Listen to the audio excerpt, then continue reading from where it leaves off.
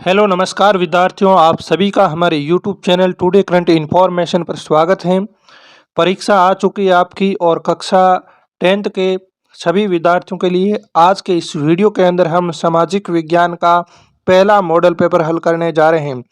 आप सभी के लिए परीक्षा की दृष्टि से ये मॉडल पेपर अति महत्वपूर्ण है।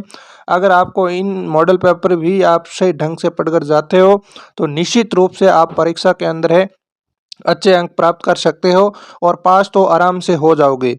कक्षा 10th के संजीव डैश वर्ग के अंदर 10 मॉडल पेपर है और 10 मॉडल पेपर को सही ढंग से पढ़ोगे तो भी आप आराम से पास हो जाओगे। क्रमबद्ध तरीके से हम 10 मॉडल पेपर है इस चैनल के माध्यम से आप तक हल करवाएंगे और इसके अलग से प्लेलिस्ट बना दी जाएगी और इसकी पीडीएफ है आपको है हमारे टेलीग्राम ग्रुप के अंदर मिल जाएगी या व्हाट्सएप ग्रुप के अंदर मिल जाएगी। ठीक है ना, उनके लिंक डिस्क्रिप्शन के अंदर है, वहां से जाकर आप जुड़ सकते हो। ठीक है साथियों, तो इस वीडियो को अपने सभी दोस्तों तक शेयर जरूर करना। चैनल पर नए हो तो चैनल को सब्सक्राइब करना, बेल आइकन को प्रेस करना ताकि आने वाली हर एक वीडियो का नोटिफिकेशन आप तक पहुंच जाए और सभी विद्यार्थी अपने जितने भी साथी हैं उन तक ये वीडियो पहुंचाए, उनको भी जोड़ें ताकि उनका भी फायदा हो जाए, वह भी पास हो जाएं। तो शुरू करते हैं आज का मॉडल पेपर। कक्षा 10th सामाजिक विज्ञान आपका पूरा पेपर 80 नंबर का होगा और जिसके अंदर ये 14 प्रश्न हैं आपके एक एक नंबर के आने वाले हैं जो कि आपके लिए अति महत्वपूर्ण है। 14 नंबर तो आप आराम से ले आओगे। ठीक है ना। पहला प्रश्न है, प्रथम विश्व युद्ध की शुरुआत कब होती है? तो प्रथम विश्व युद्ध की शुरुआत है और 1914 के अंदर होती है। ठीक है ना, और 1918 तक ये चलता है, यानी प्रथम विश्व युद्ध है 1914 से 1918 तक चलता है, जिसकी शुरुआत 1914 के अंदर होती है। बारदोली सत्याग्रह का नेतृत्व किसने किया था? तो साथियों ये नेतृत्व आपके हैं सरदार वल्लभ भाई पटेल ने किया था, जो कि परीक्षा की दृष्टि से अति महत्वपूर्ण प्रश्न है। तीसरा सवाल है, भाप के इंजन से संबंधित है। तो भाप के इंजन से संबंधित कौन है? तो जेम्स वॉट ने है भाप के इंजन का आविष्कार किया था, ये आपको याद रखना है। नेक्स्ट है चौथा सवाल आपके 1980 में प्रकाशित बंगाल गजट पत्रिका थी। तो 1980 के अंदर बंगाल गजट पत्रिका है वो प्रकाशित होती है और ये एक कैसी पत्रिका है? साप्ताहिक पत्रिका है, यानी 7 दिनों के अंदर एक बार ये प्रकाशित होती थी। ठीक है, जैसे आज हमारे दैनिक भास्कर ये पाता है, राजस्थान पत्रिका आती है, उसी प्रकार 1980 के अंदर बंगाल गजट नाम के एक पत्रिका आती थी और वह पत्रिका 7 दिन के अंदर एक बार आती है। जैसे वर्तमान में मैं बात करूं तो आपके जो दैनिक भास्कर ऐप है वो डेली आता है, इस प्रकार से आप इसको समझ सकते हो। ठीक है, तो ये बंगाल गजट पत्रिका कितने दिन बाद आती थी? 7 दिन के बाद ये प्रकाशित होती थी। पांचवा सवाल है, भारत के क्षेत्रफल का कितना प्रतिशत भाग पठारी क्षेत्र के अंतर्गत आता है? तो भारत के क्षेत्रफल का 27% भाग है वो पठारी क्षेत्र के अंतर्गत आता है। नेक्स्ट है आपके छठा सवाल, सरिस्का बाघ रिजर्व स्थित है। तो सरिस्का अभ्यारण्य कहाँ स्थित है? तो ये आपके सरिस्का बाघ रिजर्व है और राजस्थान के अंदर स्थित है और राजस्थान के अंदर ये अलवर जिले के अंदर स्थित है। कहाँ स्थित है? अलवर जिले के अंदर ये स्थित है। अगला सवाल है, भारत का चीनी के उत्पादन में विश्व में कौन सा स्थान है? तो विश्व के अंदर साथियों भारत का चीनी उत्पादन में दूसरा स्थान है। कौन सा स्थान है? दूसरा स्थान है। ठीक है, नेक्स्ट मैं बात करता हूँ निम्नलिखित में से जल परिवहन का प्रकार है। तो जल परिवहन का प्रकार है समुद्री परिवहन। कौन सा है? समुद्री परिवहन। अगला सवाल है, सिंहली किस देश की राजभाषा है? सिंहली किस देश की राजभाषा है? तो ये श्रीलंका की राजभाषा है। से ठीक है ना, तो सिंहली श्रीलंका देश की राजभाषा है। ठीक है ना, तो आप सभी को बताना है भारत देश की राजभाषा कौन सी है। कमेंट बॉक्स में आप सभी जरूर बताएं आपको आता है नहीं आता है। अगला 10वां सवाल है, संविधान की 8वीं अनुसूची में दर्ज भाषाओं की संख्या कितनी है? तो संविधान की 8वीं अनुसूची के अंदर 22 भाषा दर्ज की गई है। कितनी भाषा है? 22 भाषा दर्ज की गई है। नेक्स्ट है 2011 की जनगणना के अनुसार भारत का लिंगानुपात कितना है? तो भारत का लिंगानुपात है 943। ठीक है ना, कितना है? 943। ठीक है ना, यानी 1000 पुरुषों पर 943 महिलाएं। ठीक है, नेक्स्ट मैं बात करता हूं, अगला सवाल है, इनमें से कौन बहुजन समाज पार्टी के संस्थापक है? वेरी वेरी इंपॉर्टेंट सवाल है, बार बार परीक्षा के अंदर ये पूछा जाता है और ये आप याद रख करके चला जाना, अब की बार 100% छपेगा। बहुजन समाज पार्टी का संस्थापक कौन है? तो आपको याद रखना है काशीराम। कौन है? काशीराम। ठीक है। अगला सवाल है, एक वस्तु का अधिकांश प्राकृतिक प्रक्रिया से उत्पादन किस क्षेत्र की गतिविधि है? ठीक है ना, यानी एक वस्तु का अधिकांश प्राकृतिक प्रक्रिया से उत्पादन किस क्षेत्र की गतिविधि है?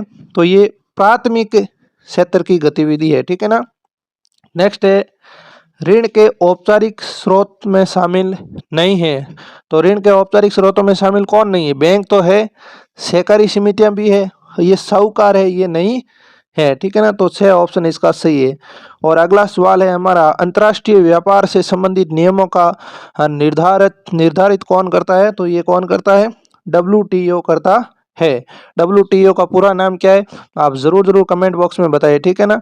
इसके अलावा UNO का पूरा नाम बताना है और RBI का पूरा नाम क्या है? तीनों सवालों के आप जवाब है कमेंट बॉक्स के माध्यम से दीजिए। ठीक है ना, ताकि आप स्वयं जवाब दोगे तो याद हो जाएगा। कभी कभी ये पूछ लिया जाता है कि WTO का पूरा नाम बताओ या UNO का पूरा नाम बताओ, तो ये आपको याद होने चाहिए। ठीक है।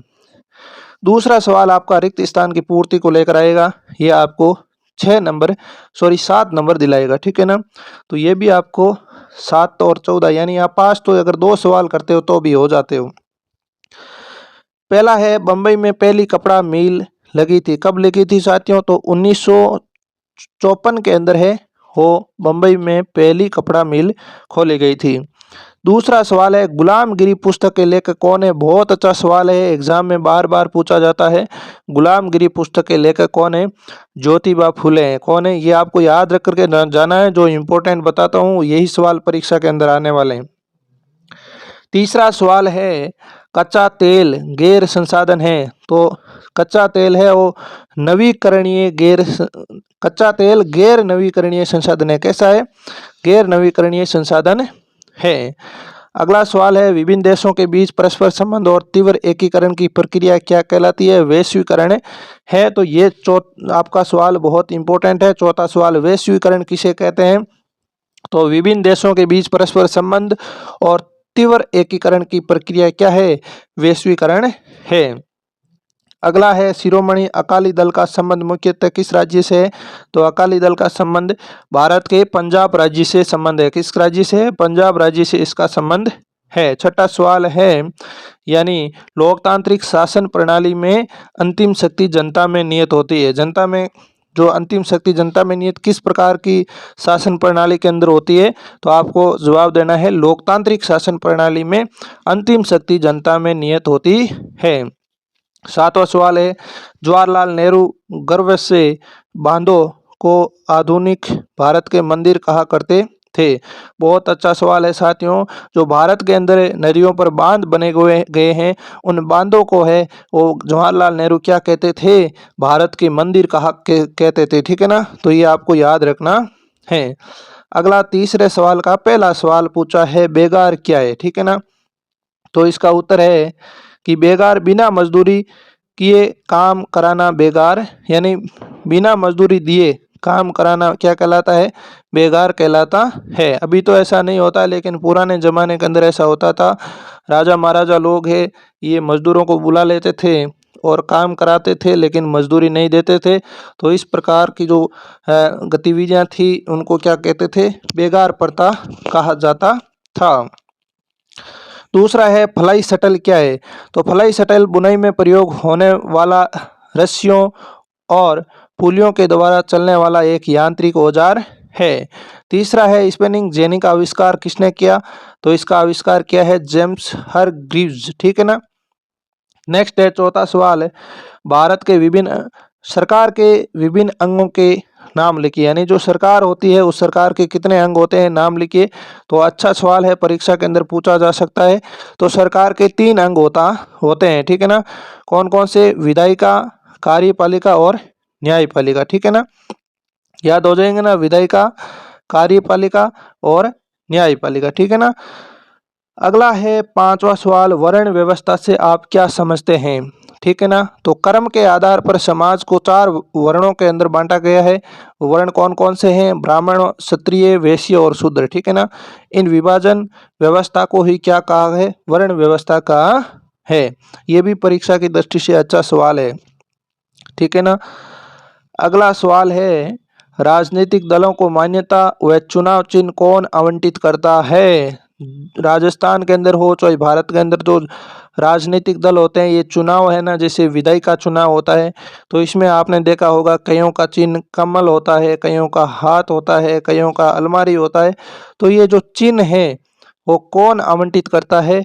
तो ये भारत सरकार का जो निर्वाचन आयोग है ये आवंटित करता है। राष्ट्रीय निर्वाचन आयोग याद रखना है, क्योंकि निर्वाचन आयोग राज्य के अंदर भी होता है और भारत के अंदर भी होता है।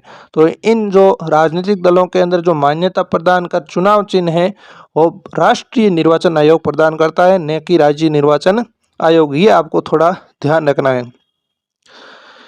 नेक्स्ट है, सकल घरेलू उत्पाद को परिभाषित कीजिए। सकल घरेलू उत्पाद किसी देश के भीतर किसी विशेष वर्ग में उत्पादित सभी अंतिम वस्तुओं और सेवाओं का मौद्रिक मूल्य होता है। अच्छा सवाल है, परीक्षा की दृष्टि से परिभाषा को रट लेना कि सकल घरेलू उत्पाद किसी देश के भीतर किसी विशेष वर्ष में उत्पादित सभी अंतिम वस्तुओं और सेवाओं का मौद्रिक मूल्य होता है। अगला सवाल संख्या 8 है, वह कंपनियां जिनका कारोबार एक से अधिक देशों में है क्या कहलाती है? तो ये बहुराष्ट्रीय कंपनियां कहलाती है। एक से अधिक देशों में मतलब बहुराष्ट्रीय कंपनियां हैं। नेक्स्ट सवाल है, भारतीय वन्य जीवन रक्षण अधिनियम किस वर्ष लागू किया गया? तो ये 1972 के अंदर लागू किया गया। कब किया गया है? 1972 के अंदर किया गया है। 10वां सवाल है, ध्वनि प्रदूषण से मानव पर क्या प्रभाव पड़े हैं? संक्षेप में बताइए। तो ध्वनि प्रदूषण से खीनता और उत्तेजना के साथ साथ श्रवण यानी सुनने में अक्षमता, हृदय गति, रक्तचाप तथा अन्य कायिक व्यवस्था भी बढ़ती जाती है। इस प्रकार के साथियों, अभी तक हमने आपके 14 यानी 21 यानी 10 लगभग आपके हैं 31 प्रश्न हैं वो पढ़ लिए गए हैं, और 31 नंबर आपको मात्र है। नॉर्मल सी पढ़ाई करोगे तो भी आपको मिल जाएंगे, इसलिए अच्छे से इन प्रश्नों को पढ़ करके जाएं, क्योंकि अधिकतर सवाल यहीं से आते हैं, ठीक है। अब हम लघुत्रात्मक सवालों की बात करेंगे। यहाँ पर आपको परीक्षा के अंदर उत्तर है वो 50 शब्दों के अंदर देना है, उससे ज़्यादा नहीं देना है, क्योंकि उससे ज़्यादा दोगे तो भी आपको 2 नंबर मिलेंगे और सटीक ढंग से दोगे तो भी आपको 2 नंबर ही मिलेंगे, ठीक है ना। चौथा सवाल आपका है, साइमन कमीशन भारत क्यों आया था? तो इसका सही आंसर है, राष्ट्रीय आंदोलन के जवाब में गठित किए गए साइमन कमीशन को भारत में जो संवैधानिक व्यवस्था की कार्यशैली का अध्ययन करना था और उसके बारे में सुझाव देने थे। 1928 में भारत पहुंचे। इससे साइमन कमीशन के सभी सदस्य अंग्रेज थे, इसलिए भारतीयों ने इसका विरोध किया था, ठीक है ना। तो इस कारण भारत ने जो साइमन कमीशन है इसका विरोध किया गया था, ठीक है ना। यानी 1928 के अंदर साइमन कमीशन भारत आता है। ये भी छोटा सा सवाल आपका बन सकता है कि साइमन कमीशन भारत कब आया? साइमन कमीशन भारत 1928 को आया था। और इसका जो विरोध क्यों किया गया था, इसके अंदर विरोध इसलिए किया गया, जो साइमन कमीशन थे ये जो ब्रिटिश सरकार ने इसको बनाकर भेजा था, तो इस सरकार ने जो भारत का एक भी सदस्य इसके अंदर शामिल नहीं किया, सभी सदस्य है वो अंग्रेज सदस्य थे, इसलिए भारत ने इसका विरोध किया था कि भारत का सदस्य इसके अंदर शामिल नहीं है, तो ये भारत में संवैधानिक व्यवस्था की कार्यशैली का अध्ययन कैसे करेगा। इसको लेकर है भारत के जितने भी राष्ट्रीय पार्टियों के कार्यकर्ता थे उन्होंने इसका विरोध किया था। इस प्रकार से आपको सरल भाषा के अंदर याद रखना है। नेक्स्ट सवाल आपका है यहाँ पर, मुद्रण संस्कृति ने भारत में राष्ट्रवाद के विकास में क्या योगदान दिया है?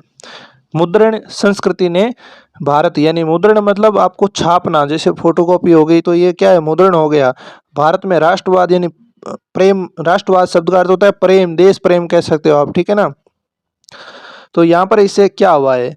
तो राष्ट्रवाद, भारत में राष्ट्रवाद के विकास में मुद्रण संस्कृति का योगदान, इस प्रकार से आपको पहले परीक्षा में भी हाईलाइट करके आपको हेडिंग लिख देनी है, उसके बाद आपको सवाल हल करना है। पहला है गरीबों के लिए पुस्तकें उपलब्ध होना, ठीक है ना।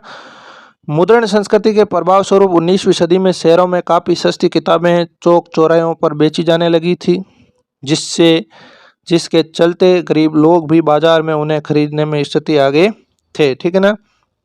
दूसरा है सार्वजनिक पुस्तकालय। मुद्रण संस्कृति के प्रभाव स्वरूप शहरों और कस्बों में सार्वजनिक पुस्तकालय भी खुले, जिससे किताबों में पहुंच बढ़ी थी। ये सामान्य सवाल था, आप इसको आसानी से याद रख लोगे। ठीक है ना। छठा सवाल है आपके बीच में, सत्ता की साझेदारी क्यों जरूरी है? कोई दो तर्क दीजिए। तो सत्ता की साझेदारी क्यों, उसकी आवश्यकता क्यों है? तो पहला कारण है लोकतंत्र में राजनीतिक हिंसा और राजनीतिक अस्थिरता से बचने और राजनीतिक व्यवस्था के स्थायित्व हेतु सत्ता की साझेदारी है आवश्यक है। ठीक है ना। दूसरा है लोकतंत्र में सभी समूह सत्ता की साझेदारी के माध्यम से शासन सत्ता में जुड़े रहते हैं, जिससे कार्य कुशलता बनी रहती है। इस प्रकार से है सत्ता की साझेदारी जरूरी है। ठीक है ना। तो ये आपको याद रखना है। अगला हमारा 7वां सवाल है कि इन दो प्रावधानों का जिक्र करें जो भारत को धर्मनिरपेक्ष राष्ट्र बनाते हैं। भारत किस प्रकार से राष्ट्र है? धर्मनिरपेक्ष है। और इस धर्मनिरपेक्ष का अर्थ होता है साथियों, भारत किसी भी धर्म को नहीं मानता है। ठीक है ना। भारत में है वो सभी धर्म को मानने के लिए लोगों को स्वतंत्रता दी गई है। लोगों पर किसी भी एक धर्म का क्या है, जो है प्रभाव नहीं है। जो चाहे वो धर्म मान सकता है। इसलिए भारत में बहुत सारे धर्म है, जैसे बौद्ध धर्म हो गया, जैन हो गया, मुस्लिम धर्म हो गया, हिंदू धर्म हो गया, बहुत सारे धर्म चल रहे हैं। यहाँ पर पहला है कि भारत धर्मनिरपेक्ष राष्ट्र कैसा है। ठीक है ना।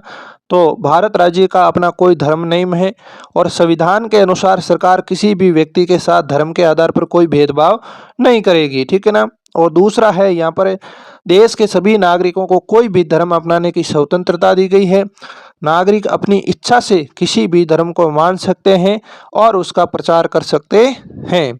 तो इसी दो कारणों के कारण भारत एक कैसा राष्ट्र है? धर्मनिरपेक्ष राष्ट्र है, जो कि अच्छा सवाल है, परीक्षा के अंदर पूछा जा सकता है। अगला सवाल है हमारा सवाल संख्या 8, राजनीतिक दलों में सुधार के कोई दो बिंदुओं का उल्लेख कीजिए। तो राजनीतिक दलों में नियमित संगठनात्मक चुनाव अनिवार्य रूप से करवाए जाएं। राजनीतिक दलों के लिए आयकर की रिटर्न भरना अनिवार्य किया जाए। नवा सवाल है लोकतंत्र की कोई दो आर्थिक उपलब्धियां बताइए। तो लोकतंत्र की दो आर्थिक उपलब्धियां, पहली उपलब्धि है गरीब मुल्कों के आर्थिक विकास में लोकतंत्र तानाशाही शासन से बेहतर है। ठीक है ना।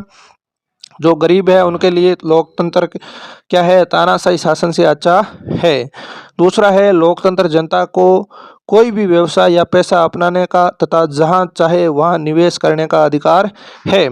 भारत के अंदर लोकतंत्र शासन व्यवस्था है, इसलिए हम भारत के अंदर चाहे तो राजस्थान के अंदर रह सकते हैं, अगर हम चाहे तो गुजरात जा सकते हैं, चाहे तो पूरे भारत के अंदर कहीं भी जाकर रह सकते हैं, कहीं भी जाकर अपना काम धंधा कर सकते हैं। इसलिए लोकतंत्र शासन जरूरी है बजाय तानाशाही शासन के। ठीक है। अगला 10वां सवाल है धारणीयता विकास के लिए क्यों महत्वपूर्ण है। तो धारणीयता क्यों विकास के लिए क्यों महत्वपूर्ण है? विकास की धारणीयता का तात्पर्य विकास के स्तर को ऊंचा उठाना है तथा विकास के वर्तमान प्रकार एवं स्तर भावी पीढ़ी हेतु बनाए रखने से है, ताकि वे भी बेहतर जीवन जी सके। विकास की धारणीयता से पर्यावरण संरक्षण और परिस्थितियां संतुलन को भी बल मिलता है। इस प्रकार से है और धारणीयता विकास के लिए महत्वपूर्ण है। अगला सवाल हमारा है विदेशी व्यापार के उदारीकरण से आप क्या समझते हैं। विदेशी व्यापार के उदारीकरण से हम ये समझते हैं कि इसमें आयात निर्यात एवं विदेशी निवेश पर से सरकार द्वारा निर्धारित अवरोधों को समाप्त करने की प्रक्रिया जारी हो जाती है। 12वां सवाल है उपभोक्ता सुरक्षा अधिनियम 1986 के निर्माण की जरूरत क्यों पड़ी। तो उपभोक्ता सुरक्षा अधिनियम 1986 के निर्माण की जरूरत पड़ने के कारण थे। पहला कारण है उपभोक्ताओं के हित का संरक्षण करना तथा व्यापारियों द्वारा किए जा रहे उपभोक्ताओं के शोषण को रोकना। उपभोक्ताओं को उनके अधिकारों व कर्तव्यों की जानकारी देना। अब आपको ये सवाल सही यानी उपभोक्ता होता है क्या है? तो उपभोक्ता हम कह सकते हैं जो मजदूर लोग होते हैं ना, उसको हम उपभोक्ता कह सकते हैं, ठीक है ना। उपभोक्ताओं के हितों का संरक्षण करना, जो व्यापारी है, जैसे कोई व्यापारी है उसके नीचे मजदूर काम करते हैं, तो व्यापारी है वो मजदूरों का शोषण करते हैं, ठीक है ना। यानी ये जो उपभोक्ता है ये शब्द एक प्रकार से मजदूरों के लिए यूज किया गया है, ठीक है ना। तो शोषण को रोकने के लिए उपभोक्ता सुरक्षा अधिनियम है 1986 बनाया गया था। और जो मजदूर वर्ग के लोग हैं उनके अधिकारों व कर्तव्यों की जानकारी दे के लिए ये अधिनियम आपको बनाया गया है। 13 नंबर सवाल है, पहाड़ी क्षेत्रों में मृदा अपरदन की रोकथाम के लिए क्या कदम उठाने चाहिए? तो इसके लिए पहला कदम है पहाड़ी क्षेत्रों में सीढ़ीदार खेती बनाकर कृषि की जानी चाहिए। दूसरा है पहाड़ी ढालों का सघन वृक्षारोपण किया जाना चाहिए। और तीसरा कारण आपके है ढाल वाली भूमि पर समोच्च जुताई की जानी चाहिए। अगला आपका सवाल संख्या 14 है, नर्मदा बचाओ आंदोलन के कोई दो कारण बताइए। तो नर्मदा बचाओ आंदोलन के दो लक्ष्य थे। पहला था यह आंदोलन जंगलों के बांधों के लिए, ये आंदोलन जंगलों के बांध के पानी में डूबने जैसी पर्यावरणीय मुद्दों पर केंद्रित है। और दूसरा है इस आंदोलन का लक्ष्य बांध से विस्थापित गरीब लोगों को सरकार से संपूर्ण पुनर्वास की सुविधाएं दिलाना था, ठीक है ना। तो ये इस प्रकार के दो मुद्दे आपको ध्यान में रखने हैं। आगे 15 नंबर सवाल आपको है, उत्तरी मैदान में रेल परिवहन का विकास एवं विस्तार अधिक एवं हिमालय पर्वतीय क्षेत्रों में कम हुआ है, कारण बताइए, ठीक है ना। तो इसका कारण है उत्तरी मैदान में रेल परिवहन का विकास एवं विस्तार हिमालय पर्वतीय क्षेत्रों की अपेक्षा अधिक होता है। इसका कारण है हिमालय पर्वतीय क्षेत्र दुर्गम उच्चावच रेलवे लाइन के निर्माण में प्रतिकूल परिस्थितियां उत्पन्न करते हैं, जबकि उत्तरी मैदान अपनी विस्तृत समतल भूमि के कारण रेल परिवहन के विकास में सहायक होता है। विद्यार्थियों आपको बता दें कि रेल पटरी अगर हम बनाते हैं तो समतल भूमि होती है तब ही रेल पटरी बनाई जा सकती है। अगर इस प्रकार की भूमि होगी तो यहाँ पर रेल पटरी हम नहीं बना सकते हैं। इसलिए जो हिमालय क्षेत्र है ये इस प्रकार का उबड़ खाबड़ है, तो यहाँ रेल पटरी हम नहीं बना सकते हैं। इस कारण हिमालय क्षेत्रों के अंदर रेल पटरियों का विकास नहीं हुआ है। और जो समतल मैदान होते हैं यहाँ पर जो समतल होते हैं इसी के कारण यहाँ रेल पटरियों का अधिक विकास होता है। इस प्रकार से आपको याद रखने हैं। अब आगे आपके सवाल संख्या 16 से 20 तक दीर्घ उत्तरीय ये सवाल रहने वाले हैं। तो ये 100 प्रश्न 100 शब्दों के अंदर इसका उत्तर देना है। ये आपको पीडीएफ मिल जाएगी हमारे टेलीग्राम ग्रुप के अंदर, ज्वाइन कर लेना, वहाँ से आप देख लेना। मैं सिंपल से आपको इम्पोर्टेंट क्वेश्चन है तो बता देता हूँ। एक प्रश्न 2-3 नंबर का होगा। 16 नंबर सवाल है, चावल की खेती के लिए उपयुक्त भौगोलिक परिस्थितियों का वर्णन कीजिए। अच्छा सवाल है, परीक्षा के अंदर पूछा गया है, ठीक है ना।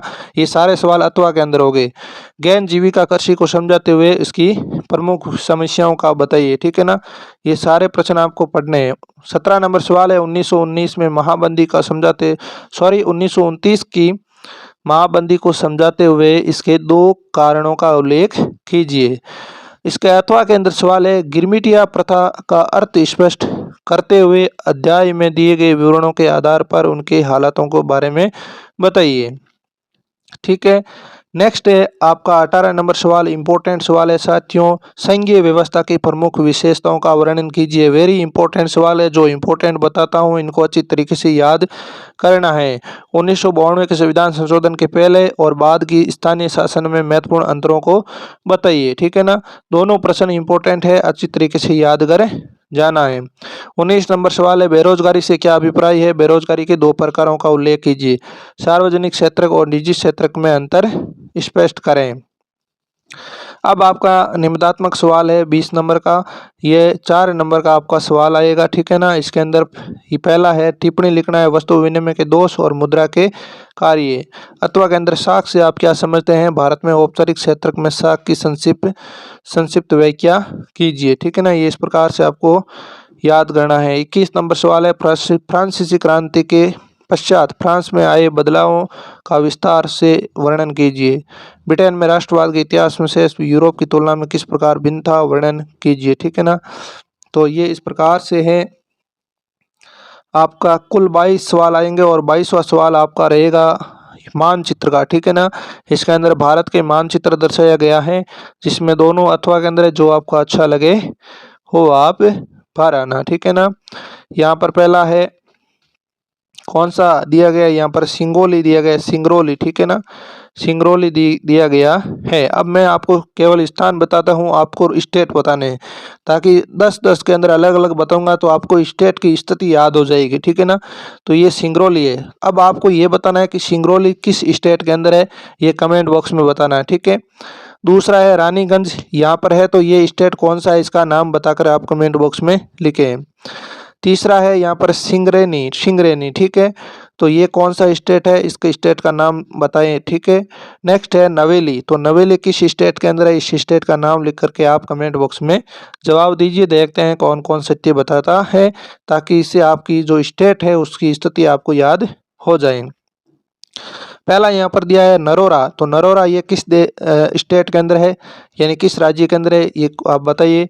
दूसरा है रावतबाटा, ये किस देश के अंदर है, ये आप बताइए। और तीसरा है, चौथा यहाँ पर मैं बता देता हूँ, ये है तारापुर, ठीक है, तारापुर किस स्टेट के अंदर है, ये आप बताइए।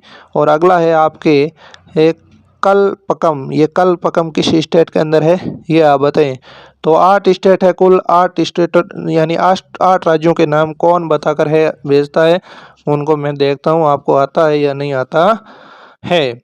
तो साथियों ये वीडियो था BS आपके जो कक्षा 10th के सामाजिक विज्ञान का पहला मॉडल पेपर आपने हल किया है। यहाँ से जो भी इम्पोर्टेंट क्वेश्चन थे उनको मैंने आपके साथ शेयर किया। निश्चित रूप से यहाँ से बाहर कोई सवाल नहीं आएगा, आप आराम से पास हो जाओगे अच्छी तरीके से पढ़ोगे तो, ठीक है। इसकी PDF आपको हमारे टेलीग्राम ग्रुप के अंदर मिल जाएगी, उसका लिंक डिस्क्रिप्शन के अंदर है, वहाँ से जाकर आप प्राप्त कर सकते हो। तो इस वीडियो को अपने सभी दोस्तों तक शेयर करिएगा, वीडियो को लाइक करिएगा, और चैनल को अभी तक आपने सब्सक्राइब नहीं किया है तो सब्सक्राइब जरूर करिएगा। तो आज के लिए इतना ही, मिलते हैं अगले सेशन में, तब तक के लिए धन्यवाद। जय हिंद, जय भारत।